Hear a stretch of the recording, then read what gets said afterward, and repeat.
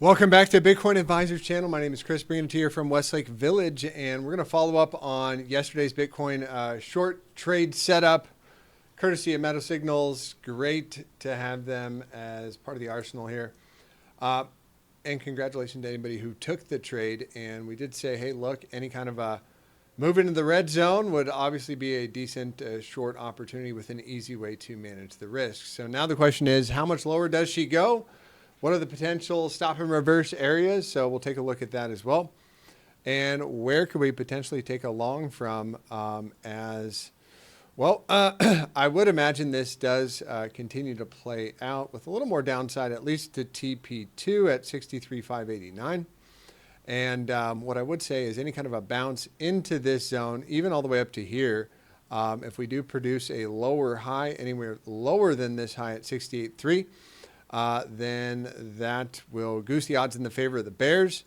And one more drive lower before we attempt to put in another higher low on the daily time frame.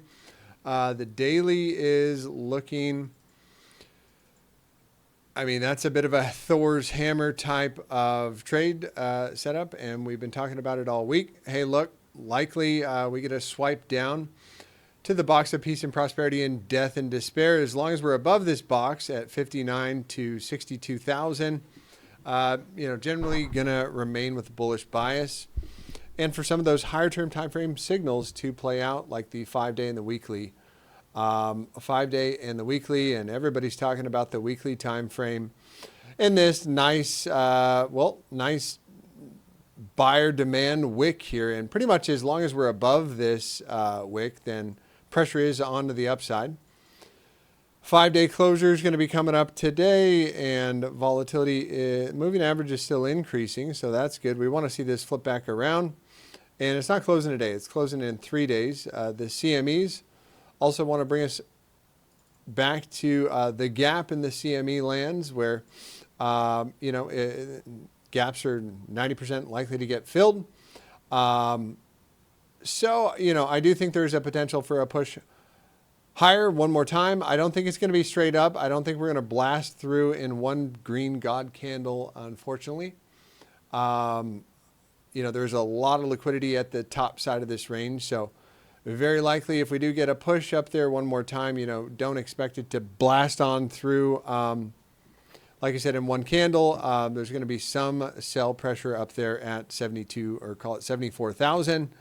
Probably more likely around this area. And just to give an idea on potential short idea, if we do get thrown up there one more time, and there is still a great potential. Bitcoin could come down to 50,000 bucks. One last liquidity drive, even if everything is so bullish. Trump's bullish, Kamala's bullish. I don't know what the deal is. Here was the latest tweet from Kamala. No, just kidding. You want to outdo Trump's speech and become a crypto, part of the crypto party? Move 2 billion of your Bitcoin, spook the market into hundreds of millions of liquidations over the past hour. Buy the liquidations. Announce the government's first ever Bitcoin purchase with a tweet. Jeets out, Dems in. That would be the funny way to do it, but I don't. So the rumor has it is apparently, Trump says he's going to make Bitcoin part of the strategic reserve. I never thought he was actually going to say it. And as soon as he made that announcement, the Dems moved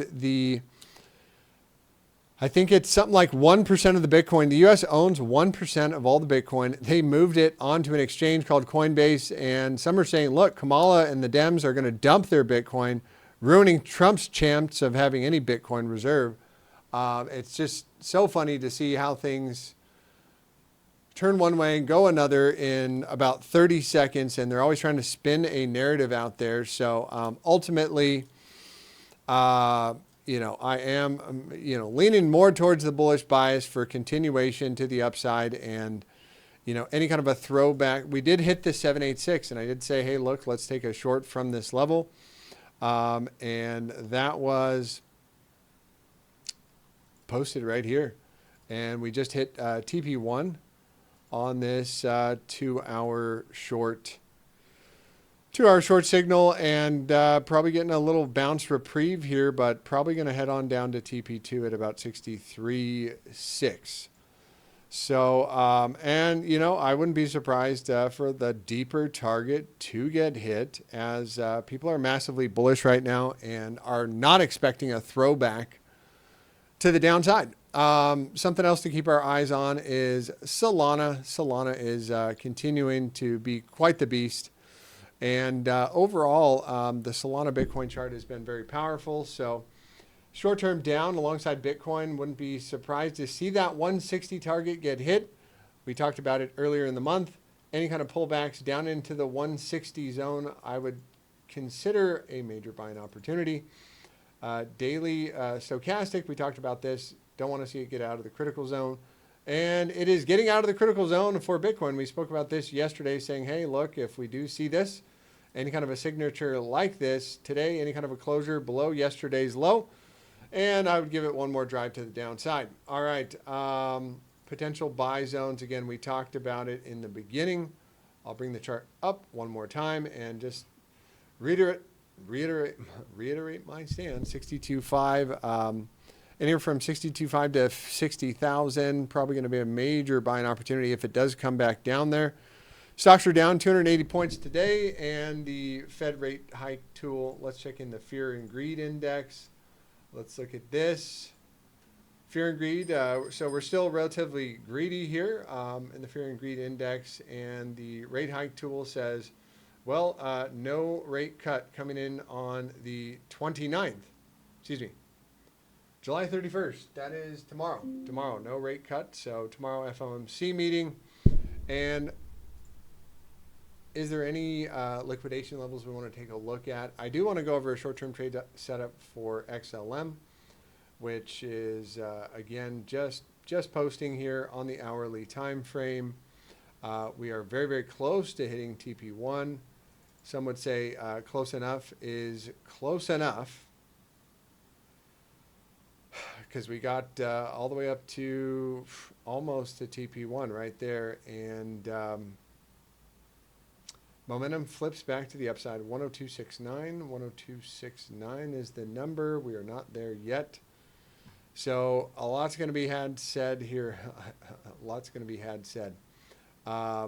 So maybe we go for the retest of this trend line, and then we break it on out to TP1 and TP2 if the market can stay bullish here. XLM, not one of my favorites, not one of my gems, but I'm willing to take a trade and make some profits any old day where there is that potential. TP3 all the way up there at 146. So this is a 3-hour signal. 3-hour signal. Interesting.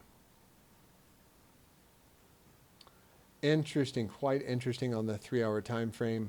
But needless to say, I took some profit on near TP1, and I'm just looking to add anywhere in the red zone, and pretty easy way to manage the risk with a pretty decent way to, get 4% right there up to TP2. All right, Solana we went over. Mu, let's check out some of the meme coins, which I do believe are going to be some of the big winners here. Trend continuation, memes have been the standout across the year.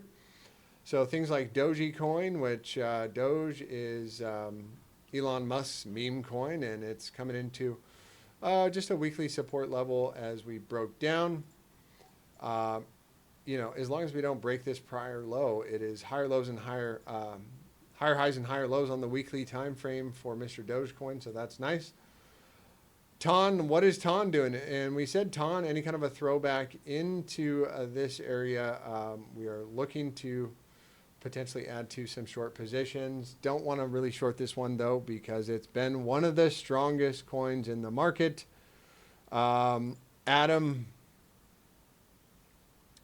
let's see. Atom, not looking fantabulous here. Casper is another standout, making new all-time highs against Bitcoin. So, you want to trade with the strength. Casper is definitely one of the strong assets. I would love to see it break down one more time here. Break down one more time and back down to the bottom side of the range. Anywhere along this trend line, I'd consider a gifting because this thing does look like it's ready to break the range to the upside. And I do think it'll be rather explosive with a TP1 target just at about 21 cents. So that's the daily. Let's see what the 4 hours giving us. Volatility increasing, another buy signal. This one's looking good. Hourly, maybe one more sell-off before we get a lift off on this one. This one looks very, very powerful and looks like it does want to reach a little deeper. All right, I think that's it out of me today, guys. We got our potential downside targets, upside targets for Bitcoin, and everything in between. Really looking to load up the bags as Bitcoin makes the next major higher low on the daily time frame, which again, it's a lot to ask for Bitcoin to pull back all the way down to 63,000, I think. But in Bitcoin land, things can move quite quickly, quite fast, and would love to see that TP3 get hit at 61.2. 61.2. We'll be monitoring these trade setups over the next few days. I hope you have a blessed and highly favored rest of your week, and I will see you in the next one. Take care.